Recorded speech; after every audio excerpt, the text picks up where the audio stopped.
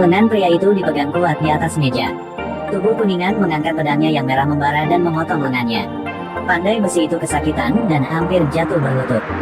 Dia mencoba memohon kepada pihak lain. Tapi tubuh Kuningan yang dingin memotong lengan kanannya. Rasa sakitnya begitu kuat sehingga Pandai besi segera pingsan. Kemudian mereka melemparkannya ke tanah menunggu untuk mati. Untungnya, Pandai besi itu ditemukan oleh Jack dan dibawa kembali ke kuil Shaolin. Dan hentikan pendarahan dengan besi solder. Setelah periode perawatan khusus, Pandai besi terakhir selamat. Tapi lihat diri sendiri seperti ini. Pandai besi yang marah bersumpah bahwa pasti akan membuat Brushbody membayar harganya untuk balas dendam. Dia mengatasi 1000 kesulitan untuk menemukan meteorit khusus. Membuat logam bagian dalam menjadi lengan besi. Lalu masukkan tangan ke dalam. Sejak itu, dia memiliki tato merah di punggungnya. Dari sana, Kaisar Tinju Besi lahir. Hanya melihatnya meninju sekali. Ribuan pon besi segera hancur. Pandai besi mengerti waktunya telah tiba. Dia menyerbu ke asosiasi untuk menemukan Brushbody. Menghadapi bajingan. Pandai besi merobohkan mereka satu persatu. Setelah beberapa saat membunuh, dia akhirnya bertemu dengan Brushbody. Dua orang terlibat perkelahian. Tanpa diduga, tangan Brushbody menjadi kuning. Ternyata dia telah melatih tubuhnya dengan besi. Tubuh sekuat logam. Kemudian tubuh Kuningan dengan panik meninju Pandai besi. Saat musuh hendak membunuh dia, Pandai besi tiba-tiba teringat kelemahan rompi besi ini. Kedua pria kejam ini. Pertarungan sengit di asosiasi. Pandai besi melihat mereka berdua dengan kekuatan yang sama. Jadi dia memikirkannya. Keterampilan yang pernah diajarkan masternya. Akhirnya mengambil kesempatan untuk meninjunya. Mengapa mereka berdua berkelahi di sini? Ceritanya terjadi 2 bulan yang lalu. Suatu hari tubuh Kuningan berhasil mencuri baju besi dari kuil. Segera kirim yang membencinya dalam keluarga kembali ke barat. Lalu pergi ke kota jungle di bawah gunung. Namun, kota jungle dengan penampilan damai itu tidak sederhana. Kota ini diperintah oleh 2 organisasi Pink Blossom dan Sipulolin. Geng singa hari itu mengalami pergolakan. Tempat kedua Silver Lion berkolusi dengan tempat ketiga Bronze Lion. Membunuh pemimpin singa emas. Kemudian Perak berhasil mengambil tempat nomor 1. Dia mulai merencanakan untuk memerintah kota Songo. Langkah pertama adalah melenyapkan semua geng yang menentang Lion. Seluruh geng menjadi lebih besar. Putra pemimpin emas tahu tentang itu. Pimpin orang ke desa singa untuk membalas dendam. Namun Silver sudah meramalkan. Dia menyuap pemburu hadiah untuk menghentikan Zhen Yi. Di hutan ini tim Zhen Yi dikepung dan dibunuh. Pada akhirnya, hanya ada dia yang tersisa.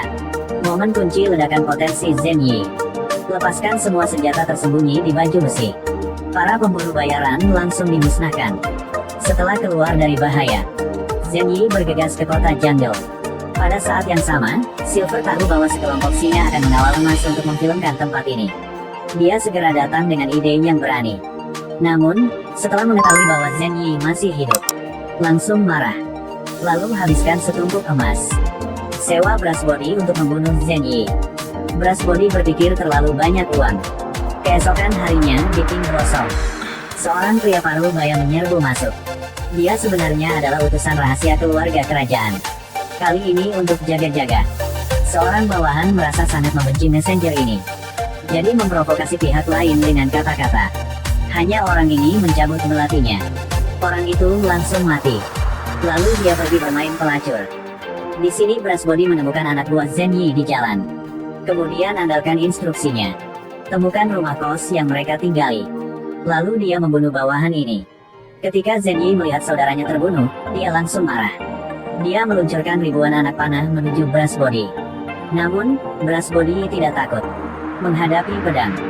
Dia berjalan lurus. Setelah menerima pukulan dari Zhen Yi, tidak ada salahnya. Kemudian Brushbody memberikan kekuatan menjadi 2 pukulan. Zhen Yi langsung terbang puluhan meter. Melihat Zhen Yi masih bernafas, Brushbody segera melompat. Pada saat yang penting, orang ini tarik barang di samping, membuat Brushbody tidak dapat bergerak selama 3 detik. Ketika dia keluar dari reruntuhan, Zhen Yi segera diselamatkan. Ternyata si pandai besi melihat keluhan itu. Langsung selamatkan Zhen Yi. Kemudian dia membawanya ke perawatan Shield. Pada saat ini, pandai besi tidak tahu dia akan jatuh ke dalam bahaya. Di sini 2 pejuang yang terampil, tim ini mengawal ribuan tile emas ke kota jungle. Semua ini membuat Rasul merasa tidak normal. Dia pikir dia dalam kekacauan sekarang. Emas ini pasti akan dirampok. Setelah itu Gemini seperti biasa. Sewa penginapan. Membuat suami dan istri mereka tak terduga. Perak sudah lama menunggu di sini. Suami dan istri tahu ini tidak sederhana. Seketika suasana menjadi tegang. Melihat Gemini telah tiba di penginapan. Silver yang tidak bermoral tertawa terbahak-bahak. Sekarang mereka berdua bisa merasakannya juga. Pihak lain tidak memiliki niat baik. Sebuah perang pecah. Geminis berhasil memusnahkan bawahan Silver dengan kombinasi yang bagus. Melihat itu, Silver memutuskan untuk mengambil tindakan secara pribadi. Namun, lawannya adalah dua tetapi seperti satu. Tidak dapat mengatasi. Pada saat ini, bawahan Silver diam-diam memasukkan aura gelap melalui jendela. Pasangan itu langsung terluka oleh senjata pembunuhan.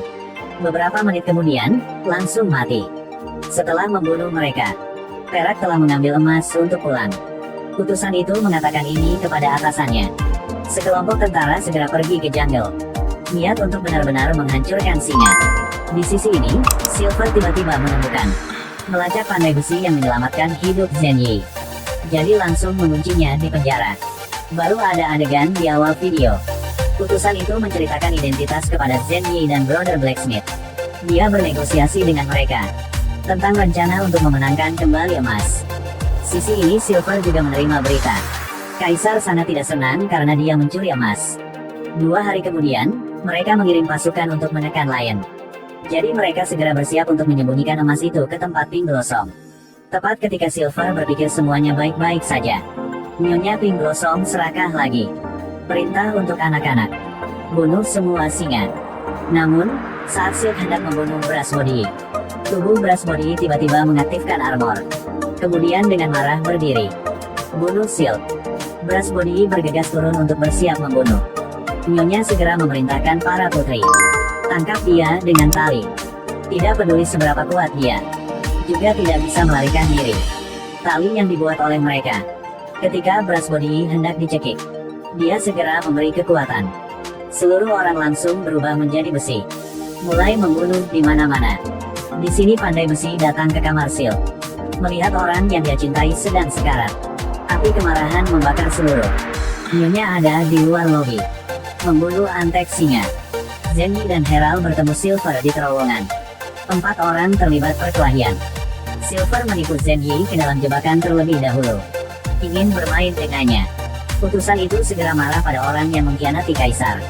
Setelah beberapa saat pertempuran sengit, utusan itu berhasil membunuh pengkhianat. Nyonya juga akan membunuh singa perunggu. Tiba-tiba, pria itu benar-benar kelelahan. Lemparkan senjata ke gadis kecil di kejauhan. Pemimpin mencoba untuk melawan. Hasilnya adalah serangan mendadak olehnya. Pada akhirnya, keduanya mati bersama. Pada titik ini, Zhen Yi juga memaksa Silver ke posisi berbahaya. Dia membuang lusinan gila. Sematkan pria itu ke pilar batu. Ketika anak panah jatuh, puluhan ton emas di kepala Brass Body benar-benar menghancurkannya. Di sini pandai besi mengerahkan seluruh kekuatannya. Lemparkan tinju ganda dengan kekuatan guntur. Berhasil mematahkan armor besi Brass Body. Memiliki hati yang mencintai bangsanya, ia berniat untuk menyelamatkan hidupnya. Tapi memikirkan kekasih Silk mati di tangannya. Dia membalikkan dan membunuhnya dengan satu pukulan. Pada saat yang sama, tentara kekaisaran telah tiba. Pada saat pembantaian akan terjadi, utusan itu bergegas keluar. Bernegosiasi dengan mereka, kota telah kembali damai. Ringkas film ini sedikit. Apa yang menginspirasi kita? Mimpi adalah sumber nilai. Mata menentukan segalanya di masa depan. Keyakinan akan kesuksesan lebih penting daripada kesuksesan. Pada akhirnya, Jack meninggalkan desa dengan emas. Dan Zhen Yi memberitahu pandai besi bahwa dia memiliki saudara laki-laki. Perak kehilangan segalanya. Menjadi pencuri emas. Pengawal kerajaan itu kejam tetapi dilukai oleh penjahat. Baiklah, inilah akhir dari film. Terima kasih.